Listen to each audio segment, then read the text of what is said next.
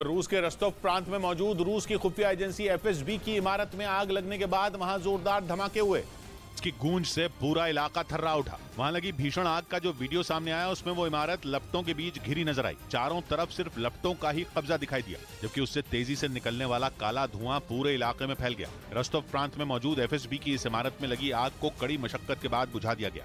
बताया गया कि इमारत में अंदर रखे गोला बारूद के फटने के बाद आग लगी थी। आग की चपेट में आने से 2 लोग घायल हो गए। गनीमत यह रही कि इतनी भीषण आग लगने के बाद भी किसी की जान नहीं गई। इधर दिल्ली के राजेंद्र नगर इलाके में दिल्ली विकास प्राधिकरण का बुलडोजर चलने से बवाल हो गया। वहां एक मंदिर को तोड़े जाने के खिलाफ इलाके के लोगों ने हंगामा शुरू कर दिया और इस दौरान गुस्साए लोग बुलडोजर पर चढ़ गए और जमकर नारेबाजी की। तमाम लोग हैं, देखें लगातार जो लोग हैं यहाँ पर वो यहाँ पर पहुंच गए हैं और ये जेसीबी जिससे तोड़ा जा रहा था। हंगामे के बाद मंदिर तोड़ने का काम बीच में ही रोक दिया गया। इलाके के लोगों का आरोप है कि दिल्ली विकास प्राधिकरण की टीम ने बिना किसी नोटिस के इस कार्रवाई को अंजाम दिया और आके चढ़ा दिया बुलडोजर, मूर्तियां भी उठा ली हैं। हालांकि बाद में पुलिस ने लोगों को समझा बुझाकर मामले को शांत कराया। उधर फ्रांस में एक बार फिर पेंशन सुधार बिल के विरोध में हजारों लोगों ने सड़कों पर उतरकर हंगामा किया।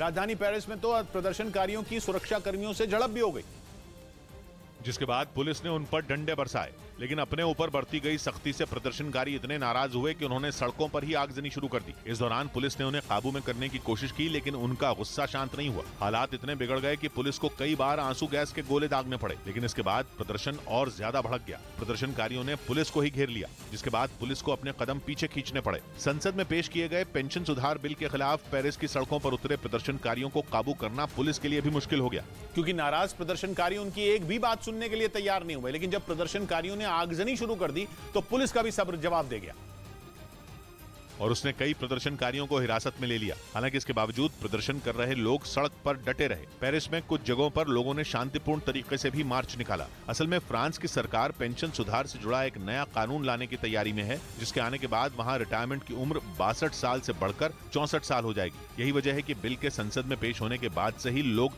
इसके खिलाफ हंगामा कर रहे हैं। फ्रांस के अलग अलग शहरों में इसके विरोध में लगातार प्रदर्शन जारी है। इधर महाराष्ट्र के डिप्टी सीएम देवेंद्र फडणवीस की पत्नी अमृता फडणवीस ने एक महिला डिजाइनर पर धमकी देने और साजिश रचने का केस दर्ज करवा दिया और आरोप लगाया कि उस महिला डिजाइनर ने उन्हें एक आपराधिक मामले में दखल देने के लिए 1 करोड़ रुपए की रिश्वत देने की कोशिश की। वहीं पुलिस ने आरोपी के खिलाफ केस दर्ज कर लिया और मामले की जांच में जुट गई। इस बीच हरियाणा के करनाल में बिजली चोरी की शिकायत पर चेकिंग करने पहुंची बिजली विभाग की एक टीम पर हमला हो गया। आरोप है कि झींडा गांव में बिजली के मीटरों में गड़बड़ी कर गांव वाले बिजली चोरी कर रहे थे और इसी की शिकायत पर करनाल के पास मौजूद झींडा गांव में बिजली विभाग की टीम पहुंची, जिसने उस गांव से बिजली के 16 मीटर जब्त कर लिए। इसके बाद बिजली विभाग के कर्मचारी उन्हें अपने साथ लेकर जैसे ही गांव से बाहर निकले, एक लड़के ने सड़क के किनारे से पत्थर उठाया और बिजली विभाग की कार पर दे मारा।